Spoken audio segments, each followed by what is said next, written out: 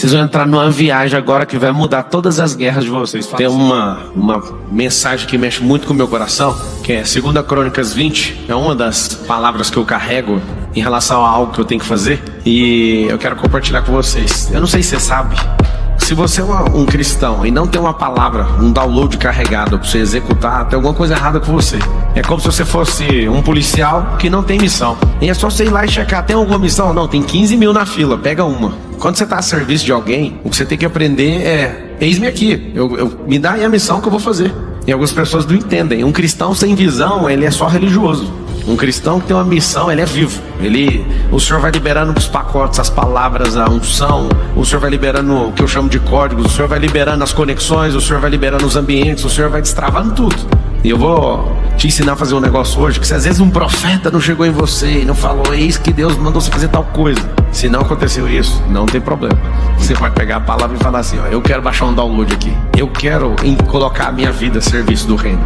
Fala assim comigo: primeiro reino. Deus concede a Josafá vitória sobre os seus inimigos. Quem era Josafá? É um cara que viveu 900 anos antes de Cristo, filho de Asa, da tribo de Judá, é da dinastia da casa de Davi. Ele é um cara que governou cedo, mas uma das coisas mais chocantes que eu já vi de alguém entrar numa batalha e não pensar em armamento, apesar de ter. Não pensar no seu histórico de vitória, apesar de também ter. Não pensar em absolutamente nada a não ser colocar o Senhor na frente da batalha.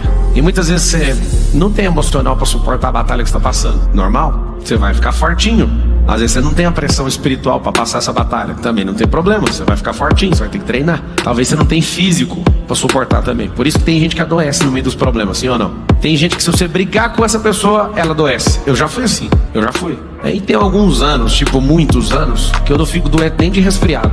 Eu não sei se você sabe, sua capacidade emocional e espiritual determina o corpo que você tem. E o corpo que você tem mostra o tanto de expansão de energia que seu espírito e sua alma vai ter sobre a terra. Quando você linka essas três coisas, não tem como um andar sozinho. Um espírito forte não habita num corpo fraco. Lembra disso? Se o corpo começar a demonstrar força, o espírito aumenta a banda, aumenta a pressão, aumenta a transmissão. Eu quero te apresentar. Para alguns é apresentação, para outros é reforço, para outros talvez é uma palavra que você vai pegar e vai falar: então agora eu entendi, eu vou para a missão. Presta atenção nessa história do Josafá. Sucedeu depois disso que os filhos de Moabe, os filhos de Amon, e com eles os amonitas, vieram para a batalha contra Josafá. Então vieram ali alguns que contaram a Josafá dizendo: vem ali uma grande multidão contra ti. E Josafá temeu. Quem teme tem um extremo temor. É muito bom você aprender o significado das palavras, etimologicamente principalmente, porque às vezes você lê medo no texto e lê temor, você fica pensando que é a mesma coisa, e não tem nada a ver. Medo, eu me bloqueio e me paraliso. Temor, extremo respeito, preciso fazer algo. É diferente o sentimento. Se você tem medo de Deus, por exemplo, você não tem relacionamento com Ele. Às vezes algumas pessoas trabalham em alguma empresa minha, elas têm medo. Tem uns que têm admiração. Presta atenção no que é o cenário mental, isso é muito forte. Tem gente que tem medo. A pessoa trabalha aqui e não tem coragem de falar comigo. Tem medo. Medo da figura lá da internet. Tem uns que têm extremo respeito e fica: meu Deus, olha aquilo ali. Tem outros que têm admiração: nunca vou conseguir. Tem uns que têm respeito e fala: caramba, que resultado, eu também vou ter. Mas olha e já fala: nós somos imagem e semelhança do Criador. Não vejo nada demais. Agora, eu vejo algumas horas a mais sua, eu vejo você batendo em coisas que eu não bati, eu vejo conexões que eu não fiz, eu vejo viagens que você fez que eu não fiz. Se você for olhar direitinho, é só experiência. A diferença do Paulo do passado com o Paulo do agora é só experiência, o seu também. Só que tem gente que se relaciona através do medo. Outros têm um extremo respeito, assim, até um fervor pela outra pessoa. Deixa eu te falar uma coisa: se enxerga, moço. Se você souber quem é você diante de Deus, nada vai te diminuir. Não tem ninguém de internet, nem TV, nem o Elon Musk, nem ninguém que foi no espaço. Agora, quando uma pessoa chama a sua atenção, tem alguma ligação em você. É como se estivesse faltando um componente em você que você viu nela. Eu descobri uma coisa sobre os haters recentemente: eles não conseguem abandonar a pessoa que ela está criticando, porque a crítica é o grito de socorro da alma da pessoa. Então quando ela fica assistindo a pessoa que ela se diz hater, ela está agonizando automaticamente, querendo se livrar daquilo. Mas como ela não sabe, ela prefere xingar. O corpo racionalmente conecta e fala: não, isso aí, ó. Por exemplo, todo mundo tem problema com escassez, surta comigo. Todo mundo tem escassez. Na hora que vê um vídeo, vê um negócio, já começa a surtar. É a alma falando: é aí, ó, faz desse jeito aí pra gente prosperar. E o cérebro mais louco que o de um jumento faz o quê? Não, eu não quero aprender. Eu quero me livrar disso. Então eu prefiro falar que não gosto para me livrar disso. Imagina, quem são as pessoas que mais têm haters, quem mais tem desbloqueio, quem mais tem múltiplos propósitos, quem mais governa, quem é mais frutífero. Por quê? Porque você atinge várias áreas e vem gente de todas as áreas. Aleluia, entendeu agora ou não? Todo o grito de um hater, na verdade, não é um grito cognitivo, é um grito almático pedindo, é isso que eu quero pra mim. Quando a pessoa fala, nossa, olha aí a postura dele de metido, é porque a sua é de fracassado. Você precisa daquilo, mas evita. Só que você não dá conta de parar de ver a pessoa. Você fica doido, desesperado. Você aprendeu uma lição poderosa com Josafá. E Josafá temeu e pôs-se a buscar o Senhor. Só pra você ver a ligação da palavra temer, de temor. O que ele fez? Lá em Provérbios está escrito, Provérbios 1, o princípio da sabedoria é o temor ao que ele acabou de fazer. Então ele teve temor e falou, isso aqui não é um negócio de brincadeira, eu preciso chegar naquele que é o poderosão aqui. O que ele fez? Pôs-se a buscar o Senhor. Deixa eu te dar um código. Todas as vezes que seu coração estiver debaixo de temor, busque o Senhor. Toda vez que você for perseguido, fala, Senhor, eles estão te perseguindo. A minha relação com ele é a melhor coisa que eu tenho na minha vida. A da minha esposa, às vezes eu não convenço de primeira, às vezes eu sei que tá com o coração fechado, eu não consigo, mas o Senhor funciona de primeira. Porque eu tô debaixo de uma missão, certo? Alguém começa a me perseguir. Como é que eu já começo a conversa? Senhor, estão te perseguindo. Você imagina a Isabela de 2 anos de idade chegar em mim e falar, papai, aqueles garotos ali estão me perseguindo. Eu sou o cara que tem o mínimo de inteligência emocional. Se eu ver garotos perseguindo a minha garota, o que eu vou fazer? Você imagina Deus que colocou você numa missão, te deu uma comissão por isso, e alguém está impedindo aquilo que ele mandou. Então, deixa eu te ensinar. Quem tem temor ao Senhor já encontrou o princípio da sabedoria. Primeira coisa, começou a rolar isso na sua vida, não pegue pra você, não é com você. Esse problema é dele. Então você vai fazer o quê? Você vai falar pro Senhor, Senhor, estão te perseguindo, estão querendo parar aquilo que o Senhor me chamou. É uma questão sua. Mas isso é sacanagem. Aí você tá tirando todo o problema que é seu. Cadê a autorresponsabilidade? A autorresponsabilidade se eu fizesse por mim mesmo, mas eu faço por ele, o problema é dele. Você entende? Isso vai te dar uma saúde emocional assim absurda. O problema é dele. Foi ele que te deu essa empresa? O problema é dele. Eu vou te mostrar que ele vai, porque ele vai. Se for dele. Se for dele é o seguinte, no contrato social tem que estar escrito assim, ó, 100% dele, eu sou o administrador. Mas se for 50 seu, 50 não sei de quem, no contrato não tá lá ele, você entende o que eu tô falando, é mental, né? Porque não tem como Deus assumir o contrato escrito. Ele deixa você ficar com esse papel pra você. Se o rolê é com ele, o problema é dele.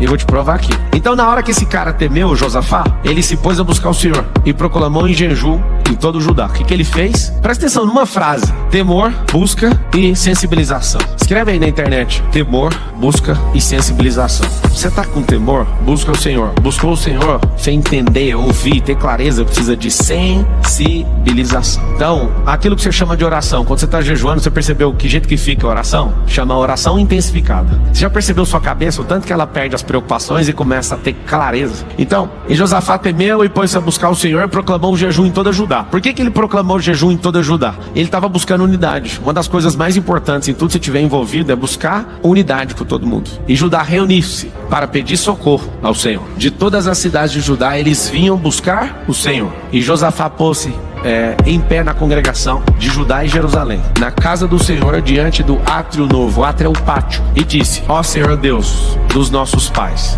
não és tu Deus no céu? Vocês estão entendendo? Quem tá fechado com o Senhor, como é que começa a oração ou não? Tem gente que fica desesperado quando eu falo isso, porque pensa, mano, isso aí meio que é uma falta de respeito. Olha o naipe da oração dos irmãos. Ó Senhor Deus dos nossos pais. Ou seja, para quem não consegue ler o que está escrito ali, está escrito assim, ó: Senhor, nós invocamos a aliança que o Senhor tem com o nosso povo. É o que eles falaram em outra palavra. Não és tu Deus do céu? Tipo assim, mano, um religioso ele surta, porque nem a Bíblia serve pra ele, porque ele lê aquilo ali e fala: Deus me livre, vamos pular isso aqui. Tá escrito: ó Senhor Deus de nossos pais, não és tu Deus no céu? E não dominas tu sobre todos os reinos dos pagãos? E na tua mão não há força e poder, de modo que não há quem te possa resistir? Ei, quem é você para fazer pergunta para Deus? Responde assim: sou filho dele, desejado por ele, imagem e semelhança dele, e com extremo temor e tremor eu posso me achegar confiadamente na sua presença, sem morrer. São poucos que conseguem fazer isso, poucos. E ali a congregação junta, sensibilizaram o Espírito e chegaram nele. E eu pergunto era muito simples. Melhor, as perguntas. Isso aqui me deixa delirado, eu não sei como é que você fica, eu fico doido. Cadê a aliança? Cadê sua autoridade? Cadê seu domínio? Cadê sua força? Quem é que pode te resistir? Nós nos reunimos para pedir socorro pro Senhor, não foi para vitimizarmos. Talvez fosse uma reunião sua, você ia falar: nós vamos todos morrer, Deus. Não. Nós acreditamos tanto que essa nação é sua, essa aliança é sua, esse pacto é seu, que eu vim perguntar, cadê? Eu não sei se você entendeu a cabeça de quem governa, a cabeça de quem é vítima. O vítima tem medo o tempo inteiro, quem governa não. Vamos checar a autoridade, vamos checar a aliança, vamos checar o domínio. Ali estamos checando a autoridade, o domínio, a aliança, a força e o poder. Só num versículo. Muitos oram com a boca, mas a mente está desconectada. Se eu fosse você, eu nunca mais faria uma oração desse jeito. Eu vou te falar, se você puder anotar isso como experiência, amadurecer seu cérebro a ponto de você conseguir conectar toda a energia dele e falar, é isso que eu quero, é isso que eu acesso, você não sabe o que vai acontecer. Nossa geração é perturbada emocionalmente e não consegue fazer esse acesso. Agora você imagina a sua mente com esse poder, a sua mente com essa clareza, olhando para a palavra e vendo o que está por trás. Você imagina. A pergunta diferente é, o que não é possível? Eu ia perguntar, só que a sua mente trava nessa pergunta. O que é impossível? Só é impossível se você não quiser. Quando uma palavra está fluindo dentro de mim, eu olho para a pessoa, ela não entende, eu tenho vontade de rasgar minha roupa e sair correndo gritando. É a minha sensação. Fala, você não está entendendo o que eu estou falando? Vocês vão entrar numa viagem agora que vai mudar todas as guerras de vocês. Fala assim, ó, todas as minhas guerras serão resolvidas nesse método. Coloque o Senhor na frente e vai se divertindo. A Isabelinha de 2 anos pode até entrar numa guerra com o papai, mas vai ser só pra divertir. A espada dela é de plástico. Quem vai aguentar a pancada na frente sou eu. Esse é o Senhor em relação a gente. Você até parece que tá ajudando, você só tá divertindo, moço. Você só tá brincando. E muda seu estado emocional pra você entender o que eu tô falando. Que agonia.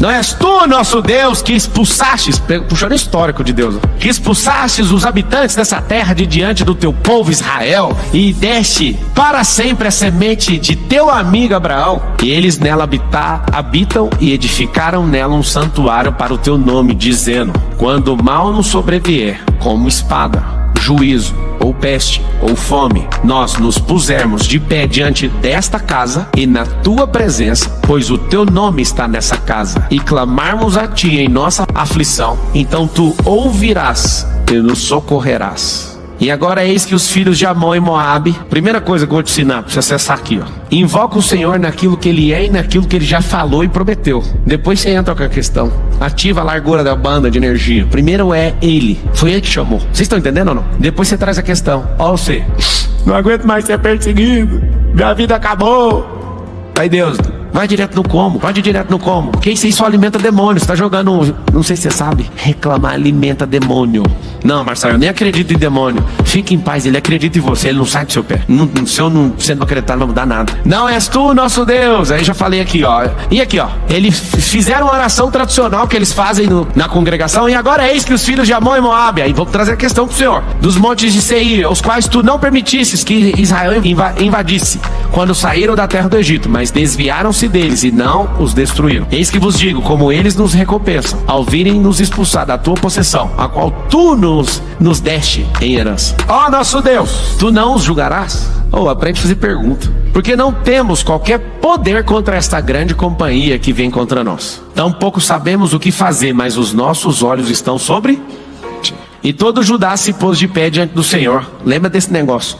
Unidade. Presta atenção nas coisas, como elas funcionam. E todo o Judá, ou seja, o povo inteiro em unidade, entrando na mesma frequência. Impossível derrubar uma família desse jeito. Impossível derrubar uma empresa desse jeito. Uma igreja desse jeito. Um povo desse jeito. Se você aprender isso aqui e tratar sua casa como um reinado, naquele vídeo que eu falei pro menino do estrogonofe, você tá diante de um rei. Você não sabe o tanto de gente que mandou mensagem. Você tá bem? Você tá maluco? Como assim você é um rei? Eu falei, um rei tem um povo, o rei tem patrimônio, o rei tem propósito, o rei tem uma rainha, o rei tem príncipes. O que faltou pra mim? Fala aí, pode falar. Faltou o que pra ser rei? Não, mas faltou pôr na Wikipédia. Só se for. Cada um é rei, moço. E não sou eu que endoidei. Os que estavam enchendo o saco são cristãos. Peguei o versículo. Reis, sacerdote. Não, mas por esse lado, você não entende o único lado que tem que entender. Não é por esse lado, é inteiramente desse jeito. Seu problema é que seu cristianismo é de lado. Assim, por esse lado você tá certo. Mas falar pro cara no palco que você é rei, não vou falar no palco. Eu vou falar no camarim, eu vou falar na plateia, eu vou falar numa mesa de jantar, eu vou falar na mesa de trabalho. Fala assim comigo, eu sou rei e sacerdote. Agora, se o seu evangelho é de lado, você escolhe o lado que você quer ficar. O meu é inteiro, Se fala que eu tenho que servir, eu serei encontrado nessa geração como aquele que mais serviu. Mas se você quer disputar comigo, já tá valendo faz tempo, você que não começou, faz tempo. Só que a minha disputa com você não é sobre ser melhor que você, é sobre você assistir com os seus olhos que alguém pior que você foi num lugar que você nunca nem sonhou. Ontem eu estava sentado com os meus filhos no banco da nossa casa nova. Aí eu tiro aquela foto emblemática que eu não vou esquecer nunca mais. E ali eu fiquei pensando, essa casa não é a casa dos meus sonhos. Que raiva. Só eu ali no meu íntimo fiquei pensando, eu sou obrigado a comprar coisas que eu não sonho, porque as que eu sonhei ficou para trás faz tempo. Eu entrei num nível de cumplicidade com o Senhor, de obediência, e Ele que foi me obrigando a prosperar. Eu tenho palavras, eu queria que você recebesse algumas delas, se você der conta de levar com você. Um dia o Senhor falou através de uma pessoa assim, eu vou te dar uma riqueza que você vai ficar constrangido. A última casa que eu sonhei para comprar era em Goiânia, num lugar chamado Granville, custava R$1,5 milhão de reais. Depois que eu entendi o que eu vivo, eu nunca mais sonhei com nada, zero. Ou seja, eu não estou realizando um sonho, eu sou obrigado a prosperar, porque eu estou numa missão, eu preciso engrossar o caldo dessa missão. Isso não é teologia de prosperidade, não.